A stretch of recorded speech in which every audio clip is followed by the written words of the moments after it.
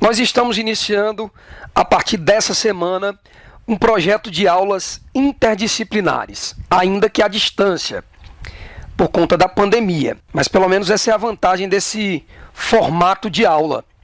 Mesmo cada um em sua casa, respeitando o isolamento social, nós podemos nos conectar para planejarmos aulas conjuntamente. Nessa primeira empreitada, né, do projeto, por hora vocês vão ficar com Clérison, o professor de biologia, com quem vocês vão poder compreender o histórico das epidemias, a caracterização e efeito delas. Na segunda parte, eu retorno para fazer uma rápida apresentação. Até mais!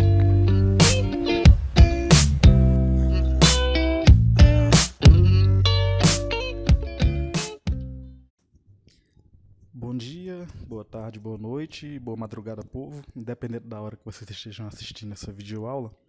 Espero que vocês gostem, é uma primeira que a gente está fazendo. Eu sou Clérison Santos e vamos falar um pouco sobre as grandes epidemias da história.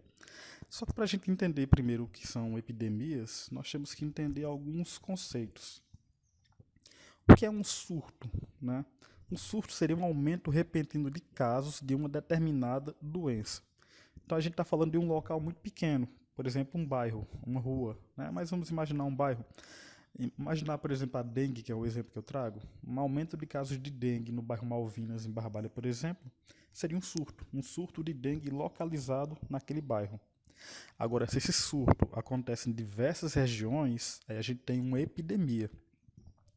Essa epidemia pode ser uma epidemia localizada em uma cidade, e aí a gente vai ter um aumento de casos em vários bairros daquela cidade. A gente pode também ter uma epidemia na cidade, em determinadas cidades, várias cidades, e a gente vai ter aí uma epidemia estadual. E se esse aumento de casos acontece em várias regiões de um determinado país, aí a gente está falando de uma epidemia nacional, um surto nacional. Ou seja, a diferença de surto para epidemia é a área. Se a quantidade de aumento de casos acontece em um local pequeno, como um bairro, surto. Se acontece em vários bairros, várias cidades, várias regiões, epidemia. Agora, quando isso se espalha, que a gente tem aí o aumento de casos em vários locais do Brasil, ou melhor, do mundo, né? Vários países, vários continentes, aí a gente está falando de uma pandemia. E o exemplo clássico para a pandemia, a gente pode trabalhar o atual, que é o Covid-19, que a gente vai falar mais detalhadamente daqui a pouco. E uma endemia? Aí, no caso, não há um aumento de casos de determinada doença. Essa doença já é presente naquele local. Sempre a gente está tendo casos. Um exemplo de uma endemia é a febre amarela na região norte. Não é que está tendo um aumento de casos de febre amarela. Não, na região norte sempre tem casos de febre amarela. Se houver um aumento desses casos em determinado local, aquele local está vivendo uma epidemia. Só que a região norte do Brasil sempre está tendo casos de febre amarela. E aí eu trouxe também aqui algumas doenças para a gente discutir e entender um pouco que a epidemia, a pandemia que a gente vive hoje, ela não é a primeira. Já houve vários casos de epidemias, de pandemias que tiveram importância, que deixaram milhões de mortos. E é por isso que a gente sabe o risco que essa pandemia atual pode trazer para a população. A gente fala de milhões de mortos quando nada é feito, ou quando as coisas são feitas de forma atrasada. Milhões. E a gente não quer isso nessa epidemia, nessa pandemia atual. Então a primeira que eu trago aqui é a lepra, a hanseníase. O causador é uma bactéria, o Mycobacterium leprae, que é o bacilo de Hansen. E os primeiros casos registrados, eles são do século VI a.C., na Índia, China e Egito. Só que eles têm uma importância para nós que vivemos em um país cristão, né, de maioria cristã, tem uma importância assim porque é muito presente na Bíblia. Então a região, assim, os hebreus, por exemplo, e outras religiões, eles consideravam a lepra como uma maldição divina. Então, tanto é que o diagnóstico e a constatação de cura ficava a cargo do sacerdote. E até na Bíblia tem alguns capítulos que falam especificamente disso, que estão mostrando exatamente como diagnosticar a doença, como diagnosticar a cura. Mas quem faria isso seria o sacerdote. E a quantidade de mortos ela é incerta, já que o tratamento era a exclusão social. Inclusive aqui no Ceará, há alguns anos atrás, existiam os leprosários, quando a pessoa era diagnosticada com lepra, ela era enviada para esses leprosários. Isso acabou criando um estigma, os leprosos, né? Então, desde 1995, que no Brasil, por exemplo, é por lei proibido chamar lepra. O termo correto, é o mais usado no mundo hoje, é hanseníase. É uma doença que hoje tem cura, o tratamento ele dura de 6 meses até 2 anos, é feito à base de antibióticos e quando o tratamento é feito de forma correta, logo no início, a pessoa não fica com sequela nenhuma. Então é uma doença que hoje tem cura, mas há algum tempo atrás não tinha e causava várias e várias e várias mortes. A peste bubônica, também conhecida como peste negra, é uma doença que traumatizou tanto a Europa que até hoje o pessoal fala muito sobre essa peste. É, ela causou 50 milhões de mortos no intervalo de 10 anos, entre 1343 e 1353. Isso equivale a 1/3 da população europeia da época, que foi simplesmente dizimada. 1/3 de cada 3 pessoas, um morreu. Imagina uma doença como essa hoje, viu? É algo fora de imaginação, não dá pra gente imaginar. Então, esse surto, essa epidemia, ela aconteceu principalmente na Europa, Oriente Médio e China. É causado por uma bactéria, a bactéria Yersinia pestis, que é presente em ratos, e essa doença ela tem um vetor. As pulgas, quando mordem os ratos, elas podem posteriormente também morder os humanos, e aí ela vai transmitir as doenças. Os sintomas febre, dor de cabeça, vômito. Aí isso aqui é interessante, esses inchaços nos gânglios linfáticos e as manchas pretas na pele, né? E o pessoal chamava de bubões essas manchas com esses inchaços. E aí ficou o nome, peste bubônica. Esse poeta italiano, Giovanni Boccaccio, ele viveu na época e ele escreveu alguns textos sobre a peste bubônica. Eu vou deixar aqui para vocês pausarem e darem uma lida. Eu vou pular, mas quero que vocês pausem mesmo e leiam, que é bem interessante assim. Ele fala como era esses bubões, como é que se pegava a doença, tá bem interessante. Então deem uma pausa, leiam, vou passar para as próximas imagens. E essa é uma máscara utilizada, uma roupa na verdade, né, com essa máscara parecendo um bico de corvo, utilizada pelos médicos da época, né, os profissionais da saúde da época que estavam tratando a galera com a peste bubônica. Então, para você ver como a máscara ainda nessa época já tinha importância para o tratamento das doenças pelo pessoal, os profissionais da saúde, mesmo sem saber o que é que causava, porque na época eles não conheciam bactéria, o microscópio não tinha sido inventado. Então, mas eles imaginavam que era transmitida pelo ar, e aí eles usavam essas máscaras, mesmo sem saber o que causava a doença. Detalhe, é uma doença que é no século XIV, né? Então, hoje a gente já está, século XXI, e a gente teve casos de peste bubônica no mundo, ainda no ano passado, por exemplo. Então, é uma doença que, apesar de a gente não ter mais uma epidemia, uma pandemia, não ter mais tantos casos, mas ainda requer um certo cuidado. Tem tratamento? Tem. Mas é uma doença que já dá pra gente ter uma noção, né? O saneamento básico, ele ajuda a evitar também, já que não vai ter os ratos com as pulgas. Então, é algo que a gente tem que ter cuidado para que essas doenças não voltem. No caso aqui, a tuberculose, o pessoal que estuda literatura brasileira sabe do mal do século. E qual era o mal do século? Era a tuberculose. E se vocês forem ver, o intervalo aqui é de 100 anos, um século, né? O agente etiológico é a Mycobacterium tuberculosis, que é o bacilo de Koch.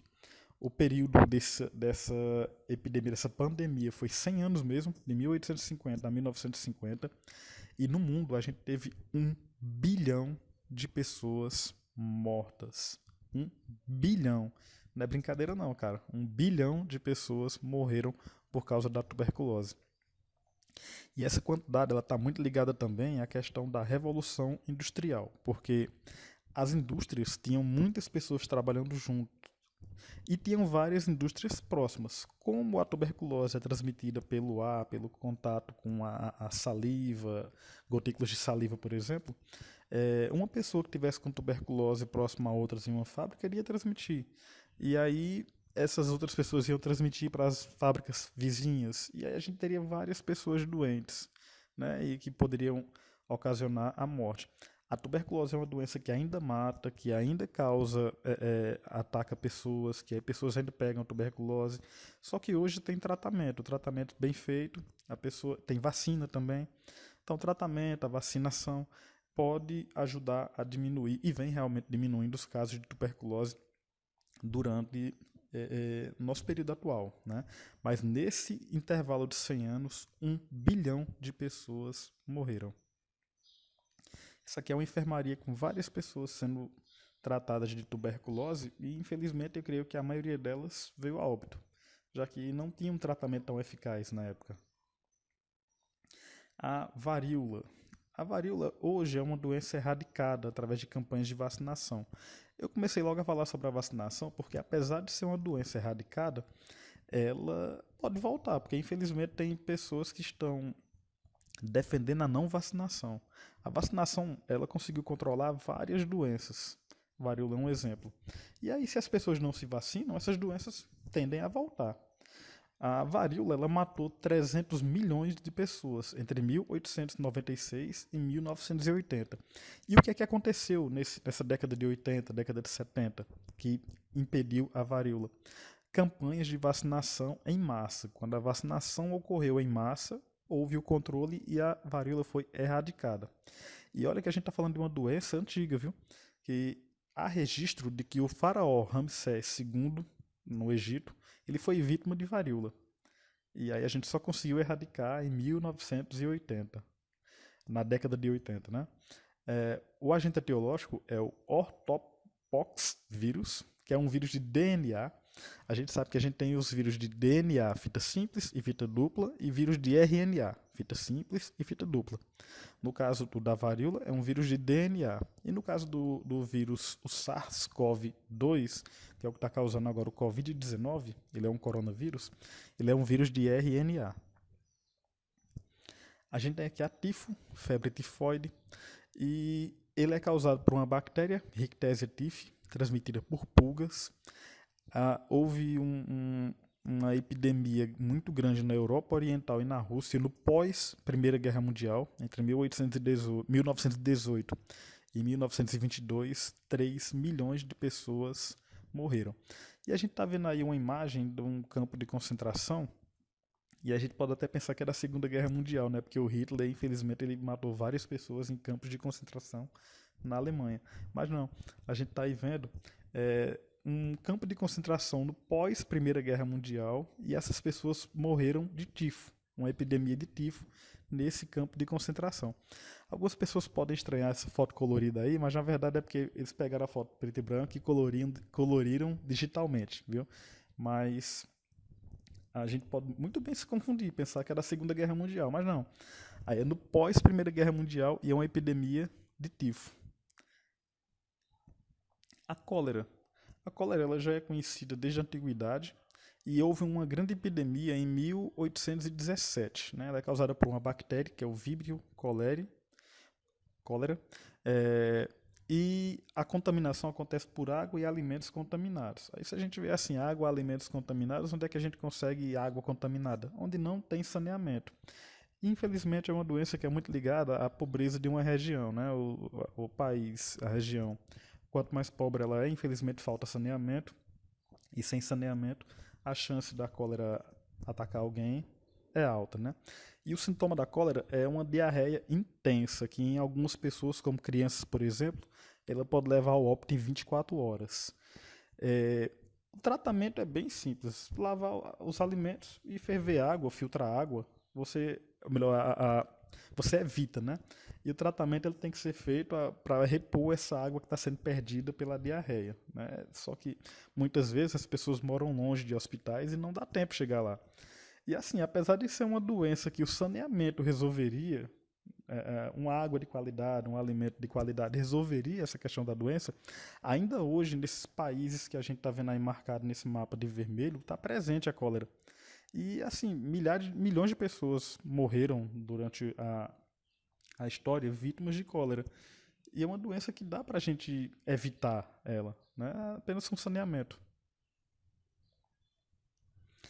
A AIDS, ela atinge a população humana, assim, uma epidemia de AIDS desde 1980. O agente etiológico é o HIV, né? A AIDS é a doença, o HIV é o vírus que causa. Aí tem aí, ó, mortes 20 milhões, mas a gente sabe que a AIDS em si não mata. O problema é que a AIDS ela enfraquece o sistema imunológico e aí qualquer doença oportunista leva à morte. Pode levar à morte. E aí, no caso, a AIDS, ela ajudou, no caso, a morte de 20 milhões de pessoas de 1980 até agora. É um período curto, 30, 40 anos, né? Período curto, 20 milhões de pessoas. Eu não vou me deter tanto a AIDS, porque a gente vai depois falar em sala melhor sobre a AIDS, como evitar, enfim. Essa daqui da gripe espanhola eu deixei para as gripes pro final, porque que é pra gente comparar com essa gripezinha, entre aspas, esse resfriadinho que tá tendo agora, dando uma espetada em uma certa pessoa, né? Mas a gripe espanhola, ela assolou o mundo entre 1918 e 1919. Apesar do nome, ela não surgiu na Espanha, né? O nome gripe espanhola, né? Ela não surgiu na Espanha. Acredita-se que os primeiros casos foram na China ou nos Estados Unidos, mas o primeiro caso registrado mesmo aconteceu em um acampamento militar nos Estados Unidos. O agente etiológico é uma variação do vírus influenza H1N1, é o vírus da gripe, né? E aí, nesse período aí de 2 anos, morreram, o número é incerto, mas acredita-se que entre 17 e 100 milhões de pessoas em apenas 2 anos.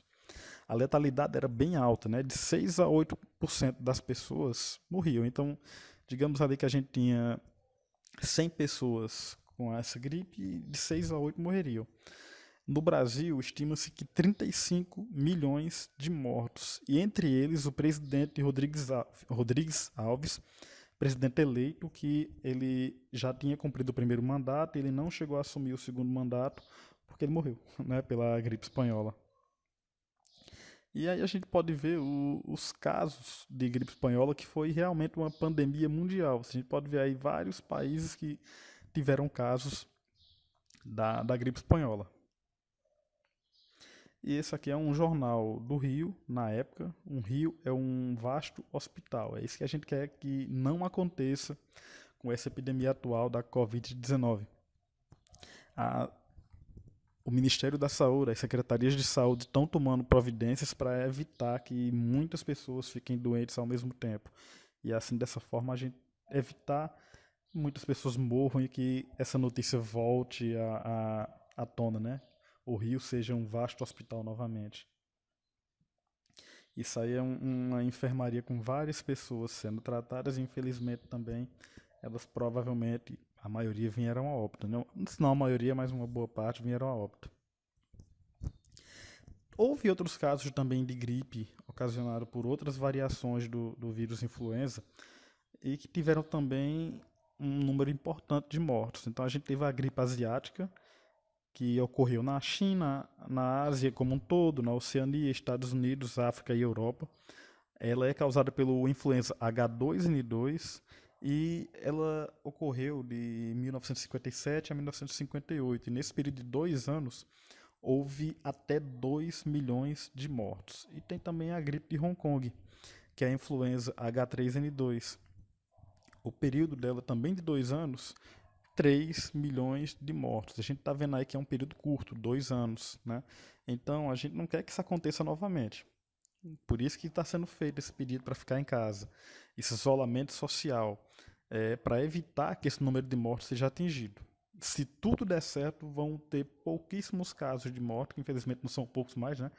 Vão ter poucos casos de morte, vai ter muita gente falando que não precisava fazer esse isolamento, mas a quantidade pequena de mortos será apenas porque foi feito o isolamento, foram tomadas as medidas. Se essas medidas não forem tomadas, a quantidade de mortos vai passar da casa dos milhões. Então é importante manter essas medidas de isolamento. A gripe suína, que ela é mais recente, né, uma outra variação de H1N1, houve mais de 17 mil mortos durante a pandemia. Estou falando assim durante a pandemia porque ainda hoje ela mata. Hoje em dia tem vacina contra o H1N1, que é a vacina da gripe, né, que inclusive já está tendo a campanha para vacinação dos idosos, mas é importante assim que esses 17 mil mortos, mais de 17 mil mortos, foram durante a pandemia. Os países marcados em preto são os que tiveram casos de morte registrada. E os que marcados em vermelho tiveram casos da doença, mas não registraram mortes. A gente pode ver aí que praticamente o mundo inteiro registrou a doença, né? Seja com morte, seja sem morte, mas praticamente o mundo inteiro registrou. E o que é que tem de diferente agora? A gente comparando, por exemplo, com outros mapas de outras doenças, por exemplo esse, que é da gripe espanhola. A gente pode ver aqui que a Austrália, alguns países escandinavos não registraram a doença, né? Mas o que é que tem de diferente agora? A questão da globalização. Todo mundo aí pode, em 24 horas, estar no outro lado do mundo. E aí você pode levar esse vírus que pode contaminar outras pessoas. Então, hoje, uma pandemia dessa magnitude é grave.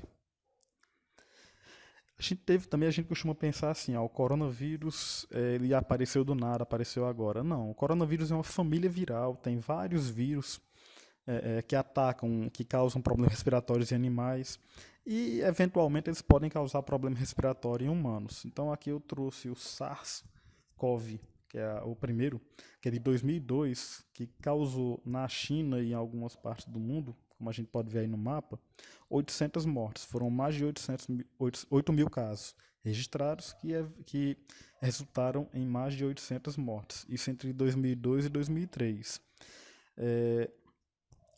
A gente não quer que o atual ele se espalhe, aumente muito essa quantidade, mas infelizmente hoje, com o SARS-CoV-2, que é o vírus atual, essa quantidade aí de 800 mortos acontece em um dia na Espanha, na Itália.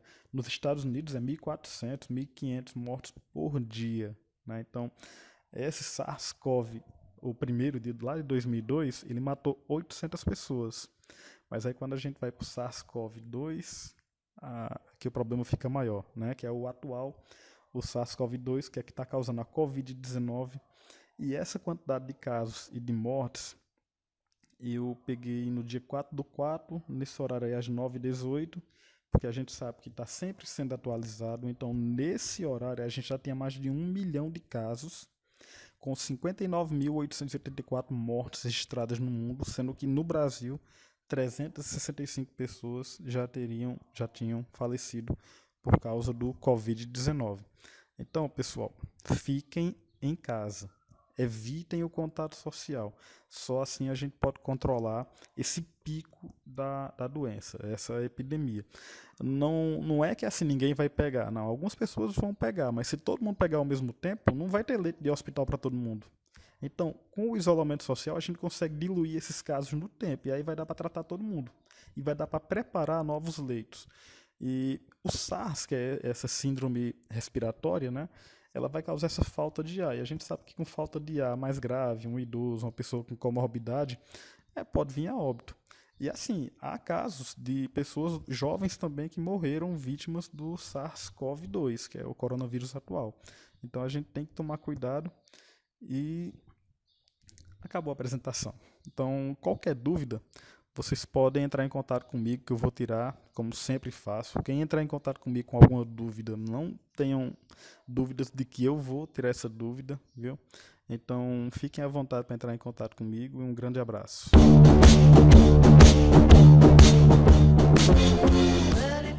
Saudações geográficas! Estou de volta, sou o professor Nael Ribeiro, sou professor de Geografia e a nossa proposta, depois dessa exposição esclarecedora do Clérison, é fazer aqui uma reflexão geográfica nesses tempos de pandemia. Nosso ponto de partida é uma questão muito simples. Qual contribuição a geografia pode oferecer em relação à pandemia em curso provocada pelo coronavírus? Bom, em primeiro lugar, nós temos que entender a relação da pandemia com o processo de globalização. Porque se o vírus se alastrou tão rapidamente, de certo modo, foi porque ele, ironizando, viajou de avião. Tanto que a trajetória do vírus, de início, se confundiu muito com as principais rotas aéreas. Observem no mapa que vocês têm aí no slide, que as áreas que registram a maior quantidade de casos de Covid-19, seja na Ásia, que foi o epicentro da pandemia, seja na Europa, seja na América do Norte, essas áreas são aquelas que nós identificamos como centro da economia globalizada. São áreas para as quais se dirige um enorme fluxo de pessoas, mas também de onde sai uma grande quantidade de pessoas. Vejam aí no mapa o contraste no fluxo aéreo, como também na própria quantidade de casos confirmados de Covid-19 até o momento, até abril de 2020, entre o norte e o sul, o que é um reflexo da desigualdade da divisão internacional do trabalho em escala mundial nesse período da globalização. Apesar de ser uma generalização, nós sabemos que o norte é mais desenvolvido e por concentrar as principais cidades globais, como Berlim, Nova York, mas também por ter uma economia mais dinâmica, por ter acumulado historicamente mais capital, atrai um maior fluxo de pessoas. Daí a maior quantidade de fluxo aéreo no norte do que no sul. E por isso a maior quantidade de casos confirmados no norte.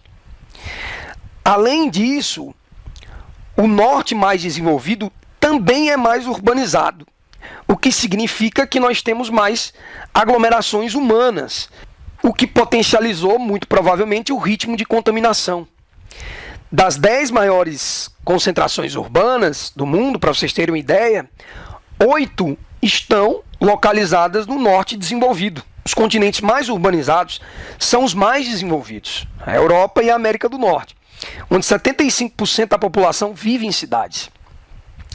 Nós sabemos que o epicentro da pandemia foi em Wuhan, na China, país que é a segunda maior economia mundial.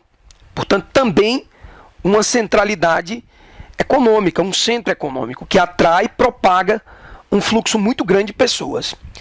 O fato de ter começado na China, que é um país que está em disputa comercial com os Estados Unidos, como a gente percebeu, motivou uma série de ataques através das redes sociais, mas não apenas, de xenofobia e de racismo, com teorias da conspiração de que o governo chinês estava usando o vírus como uma espécie de arma biológica, além também dos ataques aos hábitos alimentares e sanitários dos chineses.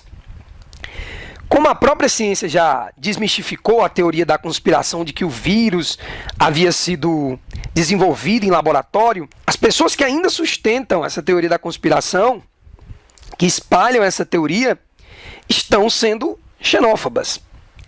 Mas enfim, o fato é que agora em abril de 2020, a China conseguiu reduzir a taxa de contágio de forma bem expressiva. De maneira que a gente pode considerar, embora ainda seja um pouco cedo para afirmar assim, de forma mais taxativa, que muito provavelmente os chineses conseguiram controlar a epidemia, porque o número de casos está em queda. A questão, para a gente tirar algumas conclusões aqui, é a seguinte: qual a chave para a gente entender o sucesso da China em termos de redução de ritmo de contágio? Não há um fator apenas, são vários, mas eu quero chamar a atenção para um deles, que tem a ver com a participação do Estado nesses tempos de globalização. Durante o estado do bem-estar social, que vigorou na Europa, havia uma certa preocupação do Estado com redistribuição de renda e assistência social. Mas a contradição do Estado em tempos de globalização galera, tem a ver com a defesa dos interesses públicos, de um lado, e a defesa dos interesses privados, de outro. Inclusive com a defesa de interesses de grandes corporações, muitas delas multinacionais, como a gente sabe.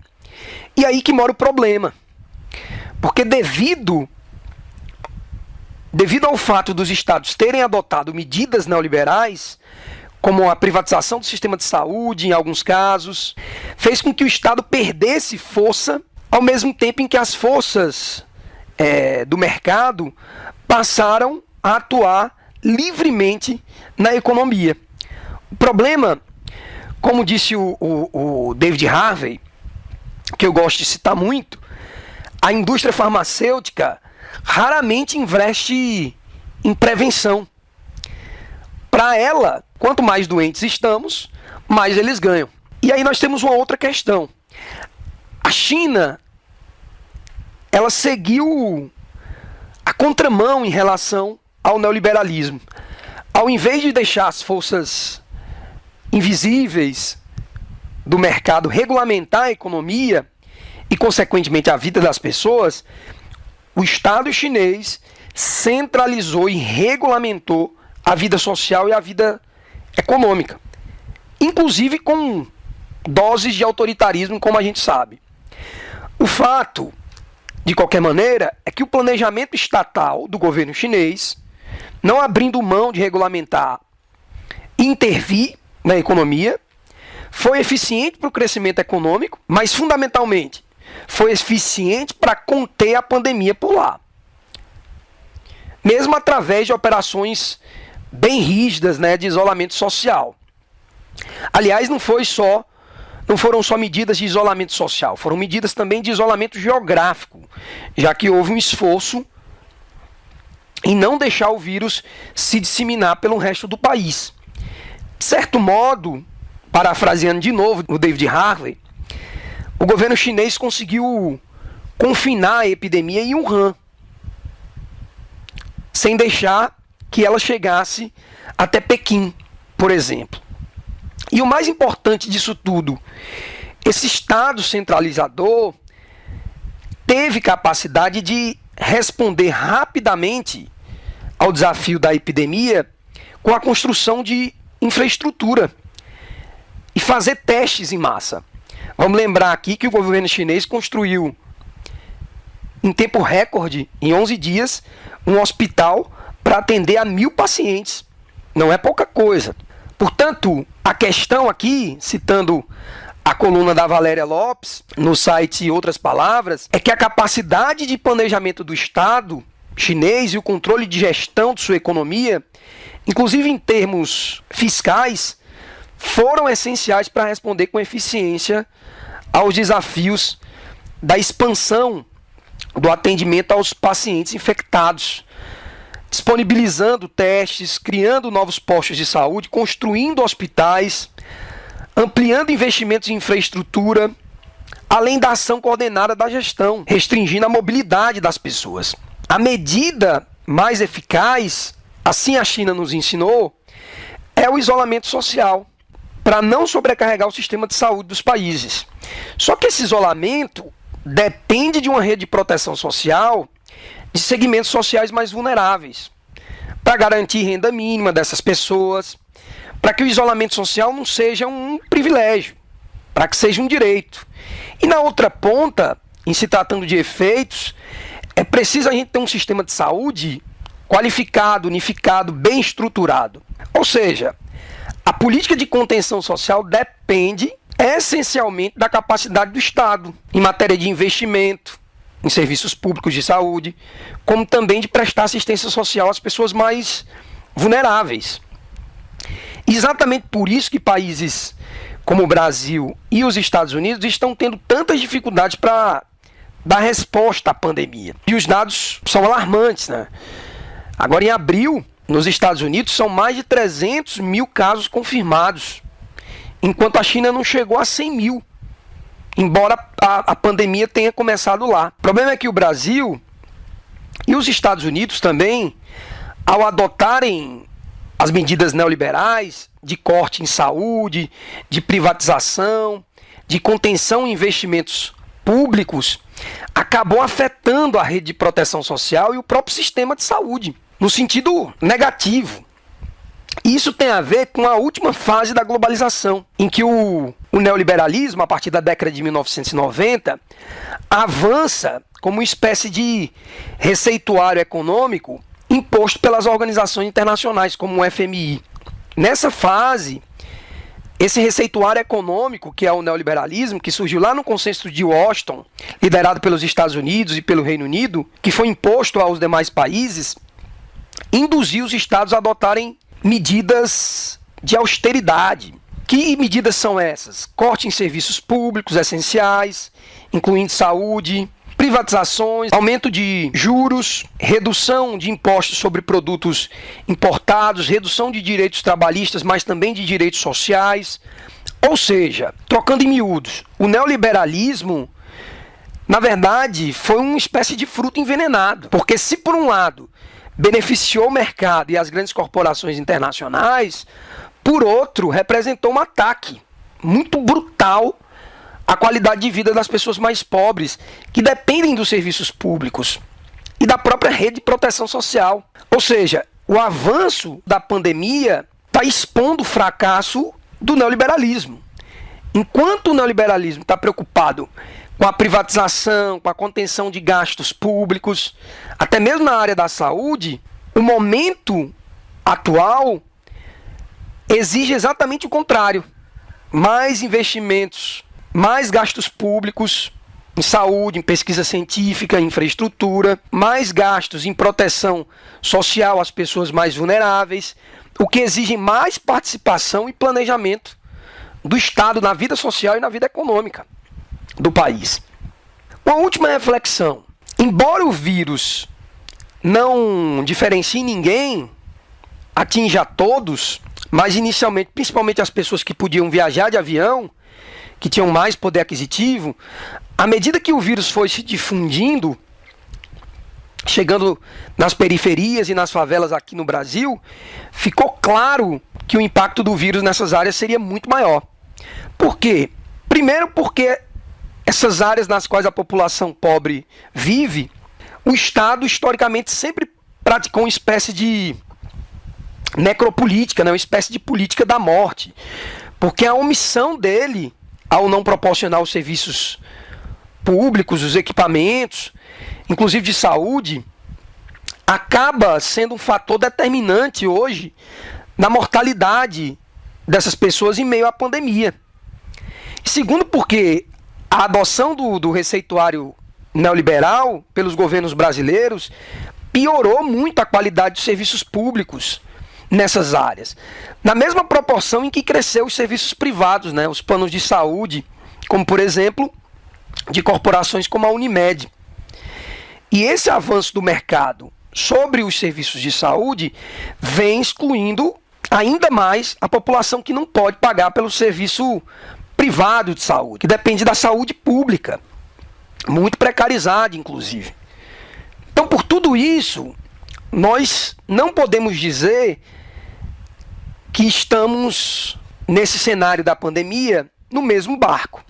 Talvez até estejamos, mas o barco de cada classe social é bem diferente. Fazendo uma metáfora aqui, o barco da elite brasileira e de parte da classe média dispõe de plano de saúde privado, de médicos particulares, melhores condições sanitárias, até mansões isoladas em ilhas, em alguns casos, mas o barco onde está a população mais pobre é superlotado. Não tem água potável todos os dias, não tem álcool gel, a lama escorre a céu aberto e o Estado dificilmente chega, deixando esse barco completamente à deriva em alto mar. É mais ou menos isso que diz o geógrafo Denis Castilho, numa coluna que publicou no site Pragmatismo Político.